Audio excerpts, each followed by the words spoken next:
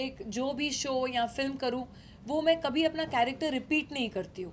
I try and do के हर एक अलग ही अंदाज में एक अलग ही तरीके का किरदार हो, तो मुझे भी मज़ा आता है करने में, मुझे एक चुनौती सी लगती है, एंड आई होप ऑडियंस को भी मज़ा आए. रवीना जी रवीना जी 90s की बात की जाए तो 90s की जो एक्ट्रेस थी, हमने देखा कि 2023 में जो है काफ़ी सारे एक्टर्स एक्ट्रेसेस जो है काफ़ी अच्छा काम किए हैं. 90s के जो एक्टर एक्ट्रेसेस थे जैसे बॉबी देओल जी हैं और सनी देओल जी हैं, काजोल जी, सुष्मिता जी, तो सब लोग ने बहुत ही अच्छा काम किया है 2023 में. तो आपको लगता है कहीं ना कहीं जो है यंग जनरेशन को एक रन फॉर द मनी है, आपको आ गया वापस तो? हमारी इंडस्ट्री ऐसी है कि हम सब के लिए जगह है. कोई ऐसा नहीं है जिसे शायद अगर जिसने अपना मुकाम या नाम बनाया हो या मेहनत की हो या टैलेंट, कभी ना कभी तो आपका टाइम आएगा ही. तो ऐसी कोई बात नहीं है कि हम न किसी का काम छीन रहे हैं और न कोई हमसे काम छीन रहा है. Like I said, talent is always here to stay and fresh and new talent is always welcome. Namita and Varun आपसे जानना चाहेंगे जब दोनों किरदार में, and adding on that how long we have to wait for chapter 3?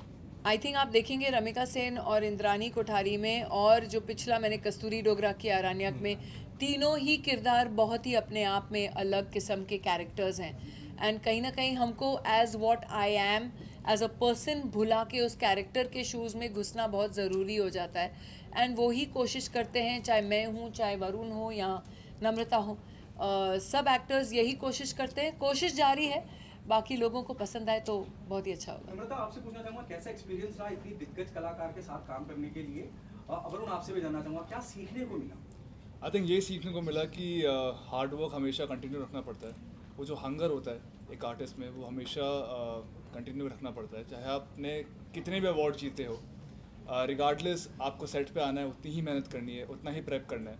And I think Raveena ma'am से मैंने यही चीज़ सीखी है. नहीं, बिल्कुल. आई थिंक सेम मेरे लिए भी इतना प्रोफेशनलिज्म, डिसिप्लिन, हंगर अभी भी इनमें देखना बहुत ही इंस्पायरिंग था मेरे लिए, क्योंकि that's what I aspire to be. और आई होप कि इनकी जो कला है, टैलेंट है, I have imbibed a little bit. बहुत ही एनरिचिंग एक्सपीरियंस रहा मेरे लिए. Two questions. Do you think the sense of responsibility goes up on your shoulders and people appreciate your work even today in the current scenario? जितना भी जो भी काम आप करते हैं बड़ा सराहा जाता है. जो आपके दौर के वक्त में एक्ट्रेस या फीमेल एक्ट्रेस रही हैं, विद ऑल ड्यू रिस्पेक्ट, वो नहीं है फील्ड के अंदर, लेकिन ये still going on. What is that one thing keeps you going on?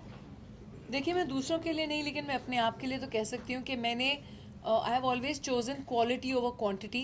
And कहीं ना कहीं आई थिंक अगर आप टैलेंटेड हो, हार्ड वर्किंग हो एंड सिंसियर और एक ऑनेस्टी हो अपने काम के साथ, तो आपसे कोई आपका काम नहीं छीन के लेके जा सकता है. तो maybe the choice of roles, and I have been lucky also. थोड़ा बहुत लक की भी बहुत ज़रूरत होती है, क्योंकि बहुत बार होता है हम बहुत मेहनत करते हैं और कभी कभी कुछ चीज़ नहीं चलती है, तो ऐसे एक ठेस सी पहुंच जाती है दिल में.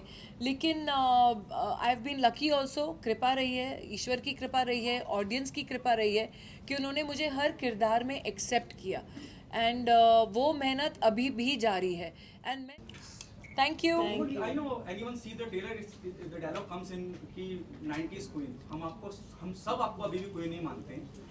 Tell us Sweet. the very first reason you said yes to the film. I think this show came to me 10 years ago, and तभी भी बहुत ही इंटरेस्टिंग था, क्योंकि जैसे आप सब जानते हैं, this is the Indian official adaptation of a American show called revenge, जो ABC स्टूडियोज़ ने बनाया था. It was very acclaimed show.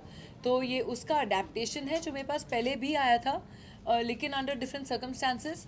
And अब जो इन्होंने पूरा अच्छी तरह जमा के 10 years हैंस हम सब वापस वही शो बना रहे हैं. तो कहीं ना कहीं ये शो मैं करने ही वाली थी, चाहे तब या आज या कल.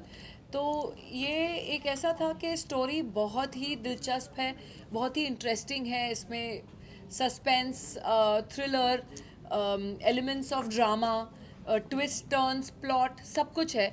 सो इट इज़ समथिंग कि आप मिस ही नहीं कर सकते हो. So there was no two ways कि मैं न करती ये शो.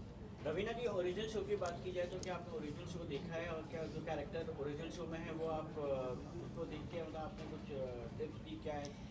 तो इस कारण ही मैंने ओरिजिनल शो नहीं देखा. मैंने सिर्फ एक सीज़न देखा to see the world of the end the planning of the entire show. लेकिन जनरली मैं एक कैरेक्टर नहीं देखती हूँ बिकॉज फिर कहीं जहन में वो बैठ जाता है और अब वो सबकॉन्शियसली आप फॉलो करने लगते हो. तो I wanted to create Indrani Kothari, क्योंकि जब हमने इंडियन अडेप्टेशन किया है तो काफ़ी चीज़ें हैं जो हमारे इंडियन कल्चर से रेलिवेंट होके हमने अडेप्ट किया है उसे हमारे सीरीज़ में. सो इसलिए रुचि जी को भी लगा कि इट्स नॉट नेसेसरी कि हम वो ही कट पेस्ट कॉपी करें.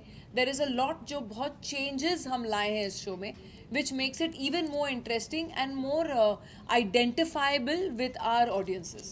What is the most challenging part while working on? क्योंकि एडप्शन है, क्योंकि उम्मीदें ज़्यादा होंगी, वो ज़्यादा कामयाब रहा है, फिर इसका एक अलग ही अंदाज है क्योंकि हिंदी की ऑडियंस के लिए है, तो आपके लिए क्या चैलेंजिंग रहा? आई थिंक सही सवाल है आपका, सही प्रश्न है, क्योंकि ज़रूर ये एक जहन में रहता है कि एक शो जो सक्सेसफुल हो चुका है, आशा करते हैं कि हम भी उसी सक्सेस की ऊंचाइयों को छुएं इस शो को लेकर.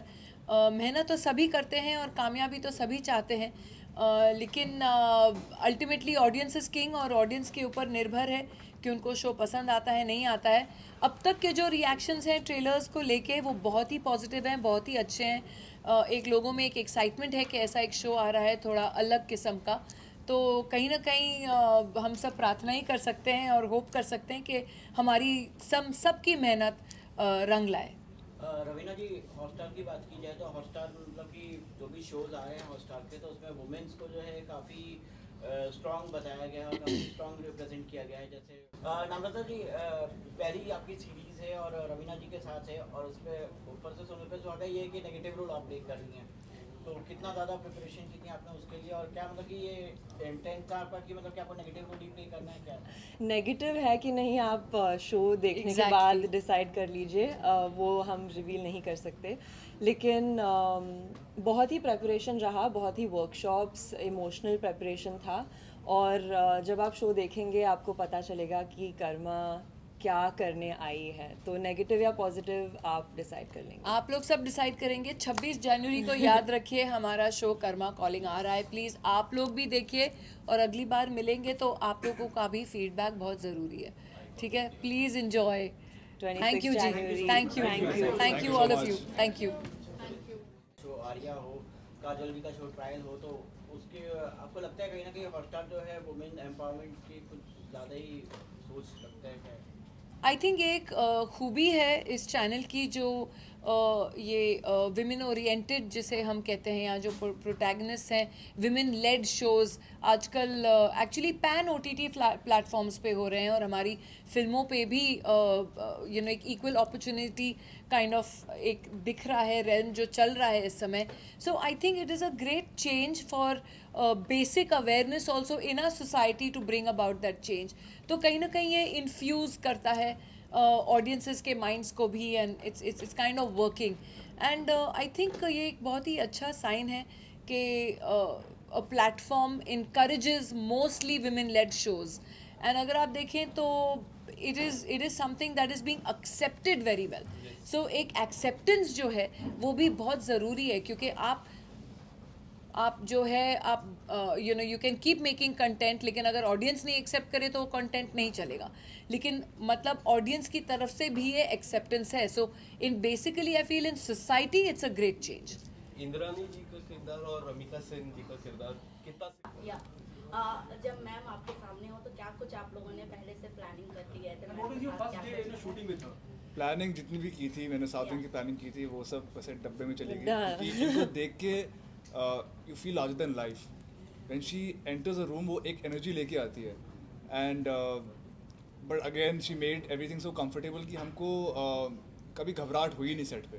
तो बहुत ईजी टू वर्क था.